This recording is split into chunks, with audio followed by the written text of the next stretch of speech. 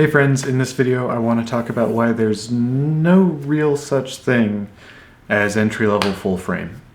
I want to start out by saying what is entry-level, and then I want to walk into why can't full frame be entry-level, and then I want to explore what it means for a camera when you only have entry-level features on a full frame body, and then I want to explore the cost aspect, the cost of the actual device, in comparison to other entry-level devices. And then I want to talk about the lenses, the aps-c lenses, entry-level lenses versus more professional, more expensive full-frame lenses. And finally, I'd like to walk into the conversation on equivalence again. I know this is something that I just love to talk about, so I'm sorry if it's not something you love to hear about, but it'll be at the end. So what I want us to talk about specifically is equivalence from aps-c to full frame, and then equivalence from full frame to medium format, in case that's of interest to you, because, you know, entry level is not just about, you know, the sensor size, it's also about what you can do with it. So yeah, I'm really excited about this. Let's get into it. Entry level means something very specific. I feel like entry level means it's one of the $450 to $500 interchangeable lens cameras, DSLRs, that you can buy at a Walmart, at a Best Buy, basically anywhere that has a pretty beefy electronics section. Entry level means that you'll get between 18 and 24 megapixels, closer to 20 to 24 nowadays. It means that you'll probably get a tilty flippy touchscreen. If you're thinking about the Canon T5, you won't, however. You're going to get 9 to 11 autofocus points. You're going to get, you know, really a mitigation ultimately of features from higher end devices. So I'd really love to kind of dive into what entry level means on full frame. So the 6D Mark II has really sparked a huge conversation around entry level and full frame options. It seems like a lot of people are really interested in going full frame. A lot of people have been waiting a long time to be able to go full frame. And so full frame seems to be kind of, you know, an idyllic paradise land for digital photographers. For many digital photographers at any rate. And a lot of these photographers are hobbyists. They're not professionals. They're saying, I'd just like better image quality. I'd just like a bigger sensor. I'd just like better high ISO performance. I'd just like more light. I'd like a shallower depth of field. I'd like more control over my depth of field. I want a better camera. And what we're getting out of a device like the 6D Mark II is not a better camera than its aps-c counterparts. And that's why the 6D Mark II finally kind of fits into this idea of entry-level full frame in Canon marketing and engineering, you know, from their perspectives. But full frame can't be entry-level. The cost, on the one hand, is prohibitive. At $2,000, a 6D Mark II, or even the $1,500 of an A7 II is going to be a lot to get someone in the door. You know, like, it's incredible though, because the people that are considering the 6D Mark II aren't considering the Sony A7 II. They're not saying, well, I have the money, I want to get into full frame, I'll adapt with the MC11, I'll adapt with the Metabones. And those are getting better and better with every firmware update. They're getting closer to native performance with every firmware update. And the A7 II is definitively not an entry-level full-frame camera. It's the bottom rung of that A7 series lineup, but it's not entry-level. The 6D Mark II, however, is entry-level. There's a distinct suppression of autofocus performance by comparison to other full-frame bodies. There's a distinct suppression of video performance and video specifications and features by comparison to other full-frame bodies. There's a suppression in, you know, I would argue there's a suppression of dynamic range in comparison to other full-frame bodies. I'm going to argue that because the Sony A7 II has got like 14 stops of dynamic range, and of course, depending on where you look, that number might be different, but it's about 1.5 stops more than the 6D and the 6D Mark II. So for less money, for money between, but closer to the original $60 value, new, you can get a full frame option that has a better sensor with in-body image stabilization, perfectly ready to adapt your EF lenses to, for a lot less money. And if you have all that money saved up anyway, you can buy an adapter to help fill that gap for your, gear acquisition syndrome, so that you don't have to spend thousands more on new lenses.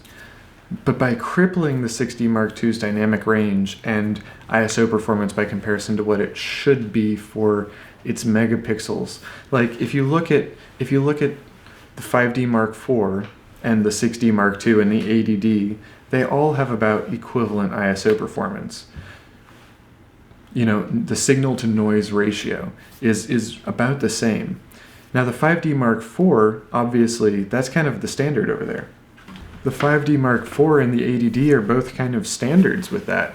With ISO performance on a full frame at 30 megapixels, it's really good. That's solid. On the 80D, it's also really good. 24 megapixels, that's a ton of resolution. In terms of pixels per inch, that's a ton. That's more than Retina, in terms of iPhone language and Apple language. And what you're getting on the 6D Mark II is not the commensurate upgrade in ISO performance like you should be expecting because of aps-c to full frame. You're not getting 1.3 times or greater better ISO performance. You're not getting better ISO performance even though your pixels are larger than the 5D Mark IVs in that comparison either. And so the ISO performance is deliberately suppressed. The dynamic range, which is not separate necessarily, you're not going to have to sacrifice dynamic range for ISO performance at those higher ISOs anyway. You can have both at low ISOs, and that's totally possible within the realm of physics, right? So deliberate suppression of dynamic range back to 2011 levels 5-6 years ago, it's an entry-level body. They're deliberately keeping Canon is deliberately keeping the 6D Mark II from performing as it should, and all this is known to you. You've been looking at all this stuff, you've been watching my videos, you've been watching other people's videos, but what a lot of people keep saying is, but it's entry level. If you want video, buy a cinema camera. And the DSLR revolution changed that. That made it possible that you don't have to go buy a cinema camera. That means that you can do professional video in your DSLR. You can do full frame video in your DSLR. And, the GH5, soon to have 4K 10-bit 422 internally at 400 megabits a second, is going to be blowing stuff like the 6D Mark II out of the water. The Sony a7 II has double or greater the bit rate on its 1080. K1, better video. There's a lot of options that are at or less in terms of cost, that have better video options. The Fuji X-T2, the Fuji X-T20 both have 4K, and the X-T2's 4K is very close to Alpha 6300, 6500 levels of quality. So the reason why I'm bringing all this up is because full frame can't be entry level, ultimately. And Canon's made an entry level full frame body. The value of those features is next to nothing, right?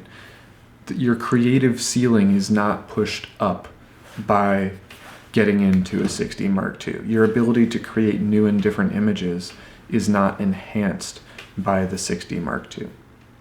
Now, when thinking about the cost, we talked about this a bit for a minute ago, but a $2,000 camera is not an entry-level cost, period. And that's all that I feel like I need to say about that. Honestly, $2,000 is not entry-level. $500 is. $450 is. Not $2,000. I had a kind of epiphany moment recently with regarding full frame versus aps-c. The 10-18 that Canon makes, it's admittedly a variable aperture, 3.5 to whatever, 5.6, 4.5, I don't know, it doesn't matter. That thing goes for $280. The 16 to 35 f2.8, which is admittedly a much better lens optically, it's obviously a faster aperture, but it's a similar focal range, goes for $1,500, $2,200, depending on which kind of model you want, right? Depending on the 2 or the 3 or whatever. Used, new, etc., etc. So the cost of the range that you're looking at is totally different. If you want from 16 to 400 in terms of equivalence, it's a lot easier to get that in aps-c. The cost of the lenses is substantially less. Obviously, the optical quality is also a lot less. But that kind of walks us into that conversation on equivalence here in a minute. What I want to get back to, though, is the cost of these full-frame lenses. Unless you're going to shoot only Canon primes, and even some of those, the 35 f2 IS, $800. If you're only going to shoot Canon primes, like the 85 and the 100, the 28 f2.8 IS, that's pretty cheapy too. You know, these lenses that haven't been updated in forever, whose AF motors aren't modern, whose performance can't possibly keep pace with modern autofocus systems, that's the only way to keep it going, right? To keep your focal range what you want it to be. Otherwise, you're gonna have to sacrifice somewhere. You can't afford the zooms, you can't afford the really high-end primes, because you're gonna have to deal with lower-end primes in order to get that range you want. So if you want the same range on aps-c in full frame, if you can only spend a particular amount of money, a specific amount of money, your best bet is to go aps-c if the range is more important. Now, if optical quality is more important and you want just a couple of lenses, perhaps aps-c should still be where you go, and that's where I want to go next with equivalence. With equivalence, if you have, say, a 50 f1.4 on an aps-c body, your equivalence is looking like, on a full-frame body, an 85 f1.8. And because of that, because you're still getting an equivalent depth of field of f1.8 and a light transmission of probably t1.7, t1.8 in the first place, you're going to be able to still capture really great low light images. You're going to still be able to be really selective about your depth of field. And this has been seen, you know, for quite a while now. Sigma's been releasing really fast primes. Leica has released really fast primes for their systems. You know, there are more and more really fast primes, like the Sigma 30mm f1.4 that I'm using right now. It translates to a 45 f1.8 on a full frame system with a really great light transmission rate of t1.7. So in terms of full frame equivalence, this is one of the best lenses that I could get. It can resolve as much detail as I need for 4K video and the majority of the pixels that I have available in my Alpha 6300. So in terms of equivalence, you just need a fast lens. A lot of those are primes, but there are some options like Sigma's 18 to 35 f1.8 that kind of translate to, you know, 27 to 50-ish, 56 at f2 or so, right? So you're going to still be able to keep your, you know, 24 to 70 f2.8 ideal-ish, mostly, with that kind of a lens. And then you got the 50 to 100 to match the long end. So in terms of equivalence, you can get everything you need on a crop body. What you need to start thinking about is your ISO performance. You're going to probably get a boost to full frame, but you're not if that camera is going to be entry level, right? Because the 6D Mark II has been deliberately suppressed in terms of what it should be able to do. You're going to want good dynamic range, but again, the 6D Mark II has been suppressed in what it should be able to do. My 6300 gets a full stop more dynamic range at base ISO. So why would I not use an Alpha 6300 with an equivalence-friendly lens, right? aps-c has a lot more value, I think, than a lot of people think, because a lot of people think, well, I need an L-series lens, or I need a G-Master lens, or I need the highest-end Nikkor glass, or, you know, whatever, and you don't, right? You need lenses that allow you to make the images that you want to be able to make, to tell the stories you want to be able to tell. And if you want that full frame aesthetic, you can actually get that on your aps-c body. And it's a lot easier to get equivalence from aps-c to full frame than it is from full frame to medium format. And once you start shooting full frame, the equivalence conversation stops being from aps-c to full frame and starts being from full frame to medium format. And the performance of the sensor on the 6D Mark II cannot get anywhere near medium format levels, even with fast glass. So while a lot of great aps-c options exist to get you from equivalence of aps-c to full frame, entry-level options can't get you the next step of the way. So entry-level full frame doesn't make a lot of sense. But the thing is, like, I hope that we're on the same page with this. I'd love to hear what you have to say. Please comment below and let me know what you're thinking. Also, don't forget to like and subscribe. Thank you very much for your time and for your attention. I'm looking forward to seeing you in the next one.